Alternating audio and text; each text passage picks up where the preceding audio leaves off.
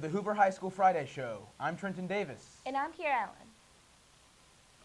Over the past few years, sports such as lacrosse have been very popular, but still remain unaffiliated with Hoover High School. Reporter Ethan Savage and producer Chris Brady look into what it takes to sanction a sport. Athletic Director Myra Miles says that to get a sport to be recognized by the Alabama High School Athletic Association, there has to be enough teams to declare that they will have a team in the new sport. Well, you have to have a number of teams. Miles says that lacrosse is probably the next sport that will be sanctioned. Well, I think lacrosse is probably the next sport. Ron Ingram of the AHSAA talked to us on the phone, and he said bowling and bass fishing are on the rise. Miles also said bowling is a growing sport. Bowling is another sport that's being considered. Coach Miles about the process of getting a sport sanctioned. Each school has to declare what they have varsity sport-wise, JV sport-wise, and freshman sport-wise. What will be the next new school sport? We'll find out in just a few years. For WBUC News, I'm Ethan Savage. Competing in any sport is already difficult. Imagine increasing the intensity of your academic studies as well. Many students here at Hoover do just that. Reporter Tre Davis investigates the difficulties of IB athletes.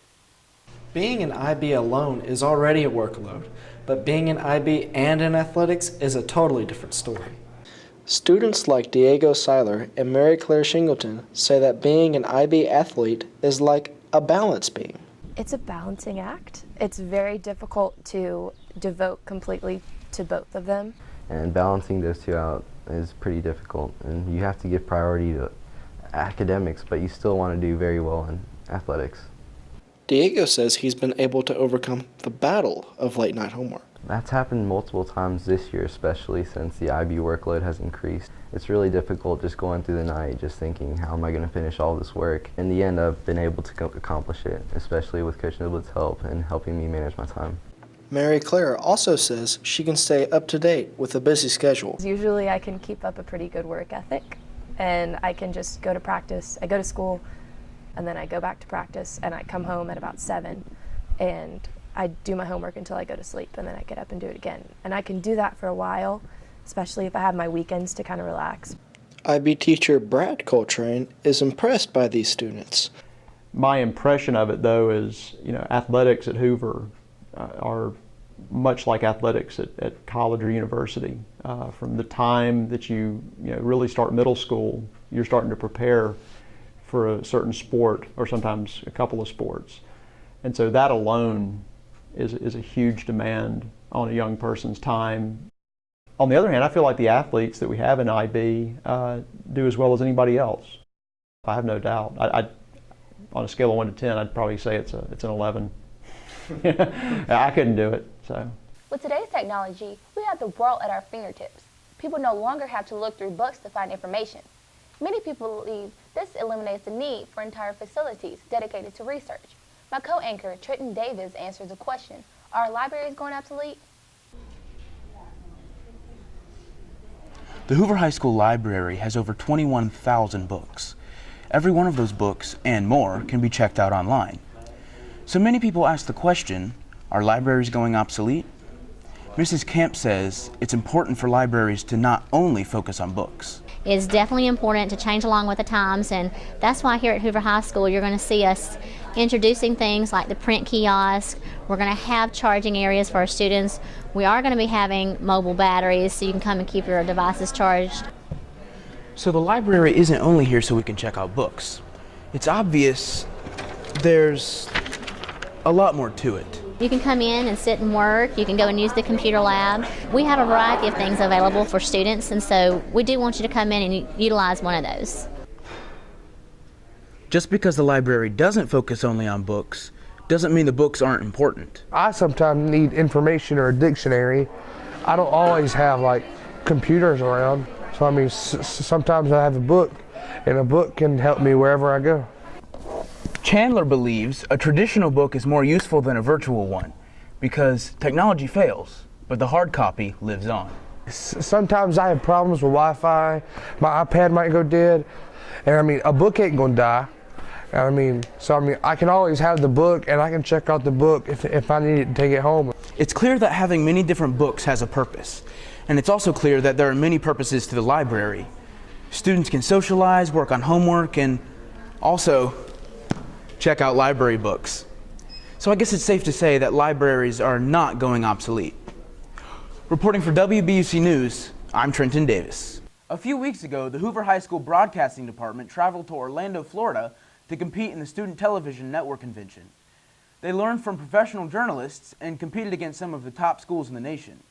My co-anchor, Kiara Allen, and producer Wes Smaha tell us more about the trip and answer the question, what is S.T.N? Long bus rides and long plane rides from locations as far as Hawaii, California, and many people from the Midwest. But for people who love what they do in broadcasting, don't mind the distance. But the screen. You can use anybody's car as long as you have. What is S.T.N? S.T.N is a convention that is held every year in a different location, where students get to show off their talents in the field of broadcasting by competing with others around the country. But Jocelyn Murphy thinks that going to S.T.N is important because it gives you an outlook on your future. School students at a reality on like how it would be in the real world to have a job and to do these things and have a deadline. But the best part about going to S.T.N is meeting new people. Overall, I really enjoyed the competition. Everyone was very friendly. But we sure didn't like the elevator stopping on every floor and breaking down all the time. Why do you say that? All right, guys, let's put Hoover's journalism class had to compete in Spot Feature, where they had to produce a story about someone who made their job look easy within 6 hours. But on the other hand, Hoover's intro class had to produce a 60-second movie trailer within 6 hours. Reporting for WBUC, I'm Kiara Allen. The spring musical will be next week in the theater. This year's show is Anything Goes. Opening night is Thursday at 7 p.m. Finally, this weekend the weather should be great, with today's high of 73 and low of 46. Tomorrow we'll have a high of 81 and a low of 54, and Sunday a high of 82 and a low of 63. Earlier, we told you about the S.T.N convention. Some of Hoover broadcasting students competed in the category of movie trailer, but they had 3 hours to production time and 3 hours to edit. We'd like to wrap up the show with the finished product based on the movie title, FaceTime. So until next time, have a great day. And a great weekend. And go Bucks. The first time my mother told me I was ugly, I was 12. Did I think I was pretty? I was decent. Everyone's a victim of something, but I don't have an excuse. I did this to me. My doctor told me to stop, that it was dangerous, but I needed to fix me. I paid people to pull and stretch my skin to nothing. I go out and I look at things, and I see people I know will never see me. My face, my life, it's tarnished, and I can't do anything about it because I've already done too much. I can look at myself, but being sad isn't going to fix anything. I have no more FaceTime with anyone. The best I can do is cover it.